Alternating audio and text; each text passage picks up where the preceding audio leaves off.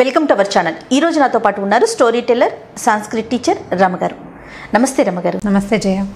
రమగారు, మనము ఇతిహాసాల నుంచి కొన్ని గ్రంథాల నుంచి పిల్లలకి సంబంధించి కొన్ని మోరల్ స్టోరీస్ చెప్పుకుంటున్నాం కదా, రామాయణ మహాభారతాల నుంచి ముఖ్యంగా. సో అలానే ఈరోజు మహాభారతం నుంచి ఏదైనా ఒక స్టోరీ ఉంటే చెప్పండి. మహాభారతం ఇంతకుముందు మనం కొన్ని కథలు చెప్పాం. అవును. అయితే మనం మెయిన్ థీమ్, మహాభారతంలో ఉన్న మెయిన్ థీమ్ కాకుండా చిన్న కథలు కూడా బోల్డన్ ఉంటాయి. మెయిన్ థీమ్లో నుంచి భీముడి గురించిన ఒక కథ చెప్తాం. ఇదివరకు కూడా మనం భీమసేనుడి కథ ఒకటి చిన్నప్పటి కథ చెప్పాం. అయితే దుర్యోధనుడు, పాండవుల తాలూకు కజిన్ అయిన దుర్యోధనుడు వీళ్ళని వాళ్ళ రాజ్యాన్ని వాళ్ళు క్లెయిమ్ చేయకుండా ఉండటం కోసం తల్లితో సహా వీళ్ళని అంటే చంపేయడానికి ఒక ప్లాన్ చేశాడు. అది చేసినప్పుడు ఏం చేశారంటే లక్క ఇంట్లో ఒక ఇల్లు, ఒక పెద్ద సౌధం నిర్మించి అది ఎలా చేశారంటే లక్కతోటి కట్టారట. అంటే గోడకి పైపుత సులువుగా అంటుకుంటుంది, లక్క మంట సులువుగా అంటుకుంటుంది. అట్లాంటిది లక్క ఇల్లు, దాని పేరే అది లాక్షాగృహం అంటారు సంస్కృత పదం. అయితే అది ఈ లక్క ఇంట్లో వీళ్ళందరినీ ఉంచాడు. తర్వాత ఒకనాటి రాత్రి ఎప్పుడో దాన్ని అంటించేశారు. అంటించేస్తే ఈ పాండవులు ఏం చేశారంటే వీళ్ళకి విదురుడి వల్ల ఇది తెలిసింది, ఇలా జరగబోతోందని ఒక సొరంగ మార్గం నిర్మింపజేసుకున్నారు. విదురుడి సహాయంతో సొరంగంలోంచి వాళ్ళు బయటికి వెళ్ళిపోయారు. ఆ వెళ్లేదారిలో రకరకాలు గడిచినాయి. అయితే ఇక్కడి నుంచి వెళ్ళిన తర్వాత వాళ్ళు ఏం చేశారంటే ఏకచక్రపురం అనే ఒక ఊరు చేరారట. ఈ ఏకచక్రపురంలో ఒక బ్రాహ్మణ ఇంట్లో పక్క భాగంలోకి ఉండటానికి అవకాశం దొరికింది వాళ్ళకి. ఆ రోజు ఇప్పుడు ఇది మన మహాభారత కాలం అంటే ఎవరైనా ఊరికి అతిథులు అభ్యాగతులు వస్తే మేము మీ ఇంట్లో ఉంటామంటే ఉంచుకునేవాళ్ళు. మీ ఊరేమిటి, మీరు ఎక్కడి నుంచి వచ్చారు, అవి పెద్దగా అడిగేవాళ్ళు కాదు. వ్యక్తుల ముఖాలని, వాళ్ళ తాలూకు భాష, మాట్లాడే విధానాన్ని బట్టే సహాయం చేసేవాళ్ళు. ఒక తల్లి, 5 పిల్లలు. ఈ వచ్చిన పిల్లలు కూడా బలశాలు, తెల్లగా పొడగర్లు, మంచి పొడవైన వాళ్ళు, తర్వాత ఏమో బుద్ధిమంతులుగా కనపడుతున్నారు. తల్లి మాట జవదాటనే లక్షణం ఒకటి వాళ్ళ దగ్గర ఉంటుంది. దాంతో ఆ బ్రాహ్మణ కుటుంబం ఏమనుకుందంటే వీళ్ళకి ఏదో వాళ్ళని పక్కన ఉంచుకుందాము, వాళ్ళ వంట వాళ్ళు చేసుకుంటారులే అనుకుంది. అయితే ఈ పాండవులు రాజకుమారులు, వాళ్ళు వృత్తులు అవి వచ్చిన వాళ్ళు కాదు, ఏదో ఒక పని చేసుకుని బతికేవాళ్ళు కాదు. అయితే ఈ క్షత్రియ కుమారులు కూడా బ్రాహ్మణులాగానే భిక్షాటన చేసి జీవించవచ్చు అనేది ఒక విధానం ఉండేది అప్పట్లో. వీళ్ళు ఏం చేసేవాళ్ళంటే ఈ 5 అబ్బాయిలు బ్రాహ్మణ వేషధారులు. అంటే బ్రాహ్మణులకి క్షత్రియులకి తేడా ఏముంది? బ్రాహ్మణులు పంచ కట్టుకుని ఏదో గుండు శిఖ పెట్టుకునేవాళ్ళు, వీళ్ళు కూడా అవే కట్టుకునేవాళ్ళు. కాకపోతే ఈ క్షత్రియులకి ఆయుధాలు ఎక్స్ట్రా ఉండేవి. వీళ్ళు ఆయుధాలు విసర్జించేశారు. ఆయుధాలు లేవు వాళ్ళ దగ్గర, ఏమీ లేవు. రాత్రికి రాత్రి లాక్షగృహం నుంచి బయటకు వచ్చేశారు. ఏ ఆయుధము వాళ్ళతోటి లేదు. నగలు అలంకరణతోటి కాదు, నిద్ర వేళలో వచ్చారు. రాత్రిపూట సింపుల్ డ్రెస్లోనే ఉంటారు కదా, ఆయుధాలు ఎలాగూ లేవు. ఇవి వచ్చేసిన వాళ్ళు ఏం చేస్తారు, ఇక భిక్షాటన చేసుకుంటూ మామూలు వేషాలతోటి వెళ్తే, అదే చిన్నపిల్లలు కుర్రాళ్ళు కనపడుతున్నారు, పెద్ద వయసు ఉన్న వాళ్ళు కాదు. దాంతో భిక్షాటనకు వేస్తే వెళ్తే అందరూ ఏదో భిక్ష ఆహారం పదార్థం ఇచ్చేవాళ్ళు. అప్పుడు ఏంటంటే ఇప్పుడులాగా అడుక్కోవాల్సిన అవసరం లేదు, విధానాలు వేరే ఉండేవి. వాకిట్లో ఒక్కొక్కళ్ళు వస్తే వాళ్ళకి పెట్టడానికే ఆహారం అట్టు పెట్టుకునేవాళ్ళు గృహస్థులు. దాంట్లో పెద్ద జాతి నియమం కూడా ఉండుండదు బహుశా ఆ రోజులు. అంటే ఎక్కడ పెద్దగా నేను అలాంటిది చదవలేదు. అన్ని చోట్లకి వెళ్ళేవాళ్ళు. ఈ తెచ్చిన భిక్షని వాళ్ళ అమ్మ దగ్గరికి పట్టుకొచ్చి ఇచ్చేవాళ్ళు.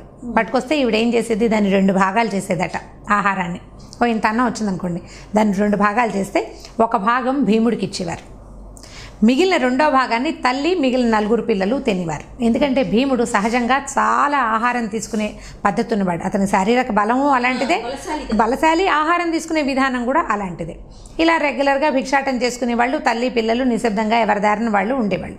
కొన్నాళ్ల తర్వాత వీళ్ళకి ఆశ్రయం ఇచ్చిన బ్రాహ్మణ కుటుంబంలో పెద్ద పెట్టిన పొద్దున్నే ఏడుపులు వినపడ్డాయి. తెల్లవారే పిల్లలు ఏడుస్తున్నారు, ఆడవాళ్ళందరూ ఏడ్చేస్తున్నారు. ఏడుస్తుంటే ఈవిడ బయటకు వచ్చింది, కుంతీదేవి, పాండవుల తల్లి. ఎందుకమ్మా ఏడుస్తున్నారు, ఏం జరిగింది అంటే అప్పుడు ఆవిడ ఏం చెప్పిందంటే, అమ్మా ఈ మా రాజ్యానికి ఏకచక్రపురానికి ఒక రాక్షస పేడు ఉంది. ఇతడు బకాసురుడు అని ఒక రాక్షసుడు, బకుడు.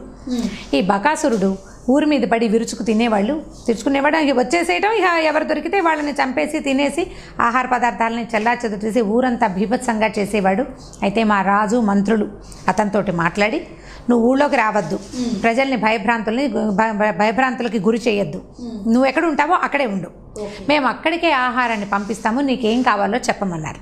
ఇతను ఏమని చెప్పాడట బకుడు, 2 దున్నలు పూంచిన ఎడ్ల బండి, అదే బండి, మామూలు ఎడ్ల బళ్ళు ఉంటాయి, ఎడ్లు కాకుండా దున్నలు ఉండాలంటే గేదెల్లో మొగవన్నమాట, దున్నపోతులు. 2 దున్నపోతుల్ని కట్టాలి బండికి. బండి నిండా ఆహార పదార్థాలు, అన్నము, కూరలు, పప్పులు, పులుసులు, సాంబార్లు, తర్వాత పాయసాలు, రుచిమైన పదార్థాలు. ఈ బండిని ఒక మనిషి తోలుకొస్తే ఆ మనిషి ఈ 2 దున్నలు, ఆ బండిలో ఉన్న మొత్తం ఆహారము నాకు సరిపోతుంది అని చెప్పాడు. అప్పటి నుంచి మేమేం చేసాము, మొదట రాజపరివారంలోంచి ఎవరు వెళ్ళారో ప్రజల్లో కూడా ప్రతి కుటుంబం నుంచి రోజుకు ఒకరిని చొప్పున పంపించాలి. ఓహో. ఈరోజు ఆ వంతు మా ఇంటికి వచ్చింది. వీళ్ళకి ఒకడే పిల్లాడు, ఒక మగ పిల్లాడు. అప్పట్లో మగపిల్లలు ఉండాలన్న నియమం ఉంది. ఎందుకు పున్నామ నరక నుంచి పుత్రుడే తప్పిస్తాడని. ఇప్పుడు మన దగ్గర కూడా ఉన్నదనుకోండి, కొంచెం అటు ఇటుగా ఉంది. అప్పుడు ఖచ్చితంగా ఉండేది కొడుకులు. ఇప్పుడు కొంచెం అది తగ్గింది, ఆ ఫీల్ అనేది కొంచెం తగ్గింది. పెద్దవాళ్ళు ఉంటే కాస్త ఉంటుంది, మామూలు యంగర్ జనరేషన్కి అంతగా లేదు. ఇప్పుడు ఈ కుమారుడు ఉండాలి, ఉన్నది ఒక పిల్లాడు. నాన్నని పంపించడానికి పిల్లాడు ఒప్పుకోవటం లేదు, భర్తను పంపించడానికి భార్య కష్టంగా ఉంది. స్త్రీలని వాడు తీసుకోడు, మగవాళ్ళు కావాలి. ఈ ఇంట్లో ఉన్నది నాన్న కొడుకు. వీళ్ళిద్దరిలో ఎవరిని పంపించినా గృహ యజమానిని పంపించాలా, ఇంటికి ఆధారమైన కొడుకుని పంపించాలో తెలియక మేము ఏడుస్తున్నామమ్మా అంటే ఈవిడేముందంటే, అమ్మ మీరు కంగారు పడబోకండి, మీకంటే ఒక్కడే పిల్లాడు, నాకు 5 కొడుకులు ఉన్నారు, మీరు మాకు ఆశ్రయం ఇచ్చారు, మీ అబ్బాయి బదులు మా అబ్బాయిని పంపిస్తానంత. ఎలాంటి లక్షణమో చూడండి. ఇలా చేస్తారా ఎవరైనా? మీ అబ్బాయి చచ్చిపోయే బదులు మా అబ్బాయిని చంపేసేయండి అనరు కదా. ఈవిడ మాత్రం ఆవిడ ధైర్యం ఆవిడకు ఉంది. ఒక పిల్లాన్ని పంపిస్తాను నాయమ్మ అని అడిగితే వాళ్ళు ఒప్పుకోవాలి. అయ్యో అట్లా కాదండి, మీరు అతిథులు, మా ఊరు వచ్చారు, మేము మీకు ఊరికి ఆశ్రయం ఇచ్చాం కానీ మేము అన్నం పెడుతున్నామా? కాదని వాళ్ళు ఎంత బతిమలాడినా ఈవిడ ఒప్పుకోలేదు. మీకు ఒక్క పిల్లాడు, ఈ పిల్లాడిని ఇచ్చేస్తే మళ్ళీ మీకు పురుష సంతానం కలుగుతుందో కలగదో. నాకు 5 పిల్లలు ఉన్నారు కదా, ఓ పిల్లాడి పోతే మిగిలిన 4 పిల్లల్ని చూసి నేను సంతోషిస్తానమ్మా, ఏం పర్వాలేదని ఒప్పించింది. ఈ లోపల భిక్షాటనకి వెళ్ళినటువంటి అబ్బాయిలు 5 వచ్చారు. వచ్చాక ఆవిడేం చెప్పిందంటే, ఈ పిల్లలు ఎదురుగుండా, అయ్యా ఇక్కడ ఒక రాక్షసుడు ఉన్నట్ట, వాడికి ఆహారంగా ఈ కుటుంబంలో ఓ పిల్లాడు వెళ్ళాలట, ఒక మగవాడు ఎవడో ఒకడు వెళ్ళాలి, వాళ్ళ పిల్లాడు చిన్న పిల్లాడు, పైగా వాళ్ళకి ఒకడే కొడుకు, మీలో ఒకళ్ళని పంపుతానని చెప్పాను నాయన అంది. అలాగేనమ్మా, ఎవరిని వెళ్ళమంటే వాళ్ళు వెళ్తామన్నారు. అయితే ఆవిడేమందంటే, ఆవిడ ఇంకా మాట్లాడే లోపలే ధర్మరాజు అన్నాడు, భీముడు వెళ్తాడులేమ్మా అని చెప్పాడు. నన్ను పంపడానికి నువ్వెవడివి అని పోట్లాడలేదు భీముడు. నేను తప్పకుండా వెళ్తానన్నాడు. బయటకు వచ్చాడు. బయటకు వచ్చి నేను వెళ్తాను, మీరు కంగారు పడకండి అని ఈ 4 అబ్బాయిలు వాళ్ళని ఓదార్చారు. ఏం పర్వాలేదు, మేము 4 ఉన్నాం కదా అని చెప్పి ఒప్పించారు. సరే, రాజుగారి ఇంటి నుంచి ఎడ్ల బండి, అంటే ఆహారం రావాల్సిన బండి, దున్నలు కట్టిన బండి, ఆహారము రాజుగారి ఇంటి నుంచి వస్తుంది.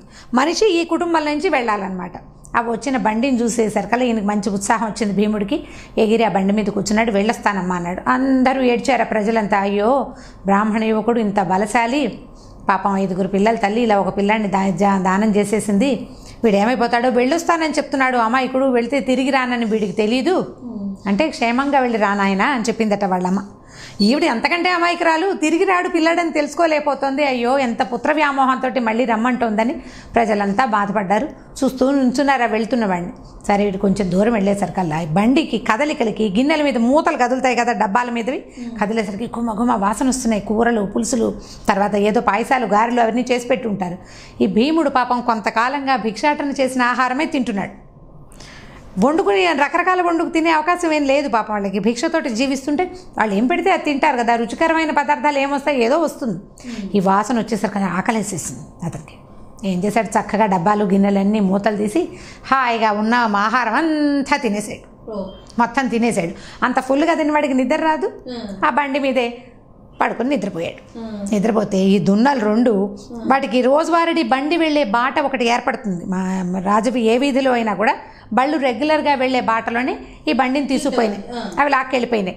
అక్కడ దాకా వెళ్ళినాయి. అక్కడ భయానకమైన వాతావరణం ఉంది. వాటికి ఏం చేయాలో తెలియలేదు. వీడు హేయండు చెయ్యండు నిద్రపోతున్నాడు. పైన ఉన్నవాడు అదిలించడమో తోలడమో చెయ్యాలి. బాట ఎక్కడి దాకా బండి బాట ఆగిందో అక్కడ దాకా వెళ్ళి ఇవి ఆగిపోయినాయి. సరే, ఇతను నిద్రపోతున్నాడు. ఈ లోపల పడుకున్నటువంటి బకాసురుడికి నరవాసన వచ్చింది, మనిషి వాసన వచ్చింది. రక్తపు వాసన వస్తుందంటే ఇవి ఉన్నాయి కదా దున్నలు. అతను బయటకు వచ్చాడు. వచ్చి చూసేసరికల్లా దగ్గరకు వస్తే ఆ బండిలో ఒక్క ఆహార పదార్థం లేదు, గిన్నె లేదు, దొన్నె లేదు. ఉన్న 1-2 గిన్నెలేమో ఖాళీగా ఉన్నాయి. ఈయన గట్టిగా కొట్టి పడుకున్నవాడిని నిద్రలేపేశాడు.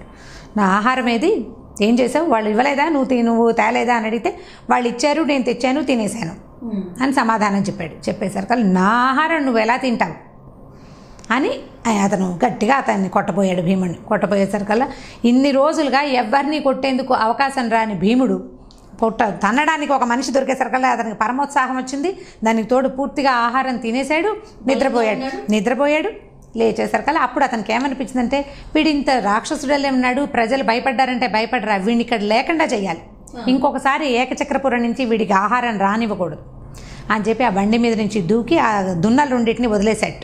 ముందు ఆ రాక్షసుడు మీదకి వచ్చే లోపల ఈ దున్నలు 2 బతుకు జీవుడా అని పారిపోయినాయి.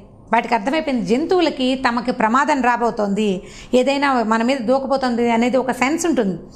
మనుషులకి మనకు మీదకి వచ్చేదాకా తెలియదు కదా, జంతువులకి మాత్రం ప్రమాదాన్ని పసిగట్టేస్తాయి. ఆ 2 దున్నలు పారిపోయినాయి చెరో పక్కకి. ఇతను ఏం చేశాడంటే ఆ బండి ఎత్తి కొట్టాడట బకాసురుడిని. బండి ఎత్తేసాడు. అంత ఎత్తగలిగిన సామర్థ్యం ఉంది ఆ భీముడికి.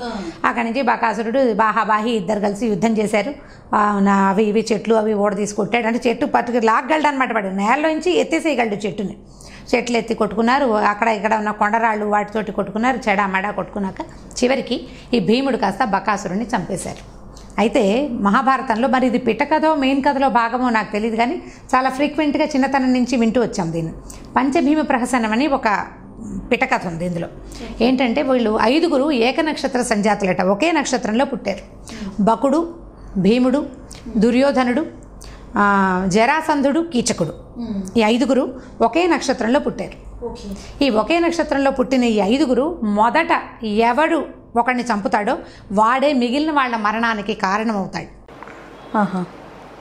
ఇప్పుడు బకాసురుడిని భీముడు చంపాడు.